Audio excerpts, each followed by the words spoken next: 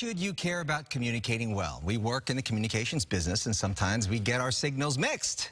But in a time of remote work and physical distancing, sometimes communication can be challenging. With me now to discuss how to get it right is Dr. Sabrina Jackson, aka the People Expert. Welcome, Dr. Sabrina. Thank you so much for having me. Oh my goodness, I'm so excited because you know this month is Effective Communication Month nationally. Yeah. And so back in 1949, someone decided we needed to focus on effective communication. 1949? Wow. And we've been going on this long, and all these people have been going on about themselves not communicating well. What's going on? What's happening? We don't know.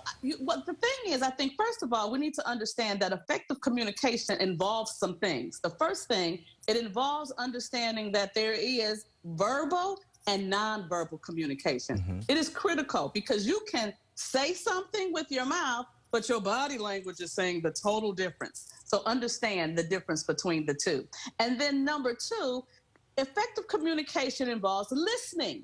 Listening is so difficult for people because most people, when they start listening, soon as someone says something that pricks their rebuttal, they go into rebuttal mode instead of listening fully to what is being said. Listening is a skill. Hearing is a bodily function. And then third, effective communication deals with clarity. We need clarification. We need to communicate it clearly. And then on the receiving side, we need to make sure we got it clearly. So clarity is important with effective communication.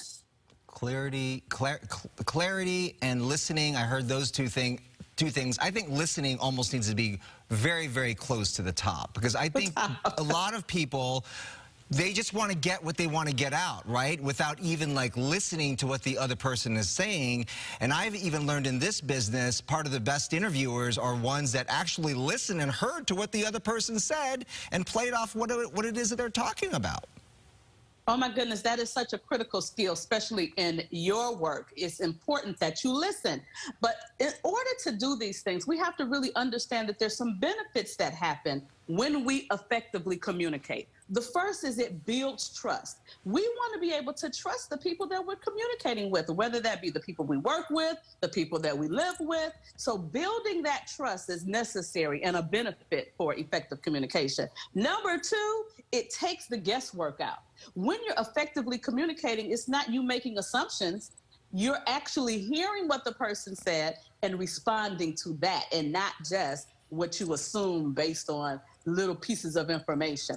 And then it avoids misunderstanding and conflict. Oh yes, conflict is inevitable, but if we can find ways to avoid those misunderstandings and avoid those conflicts, yes, that's a major benefit. And then it also encourages respect.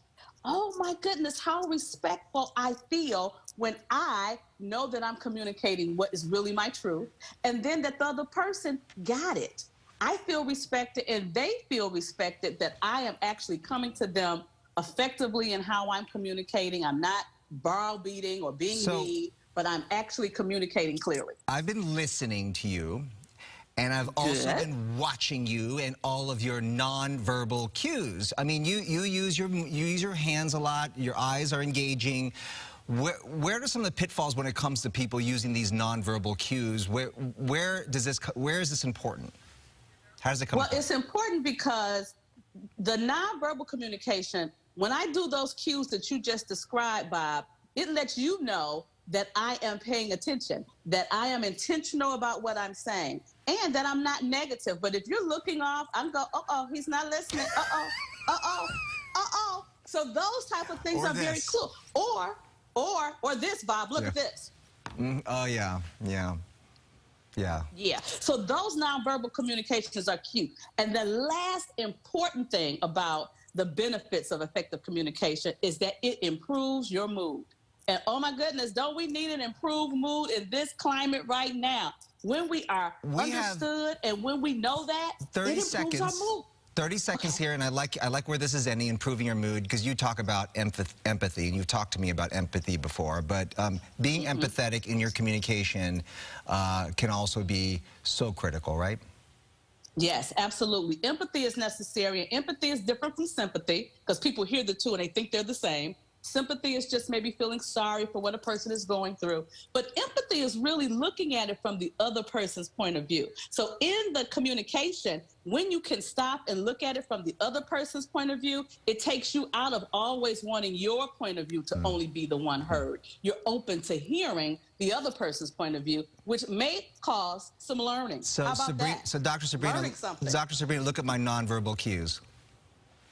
I love it. Thank you. Thanks for being with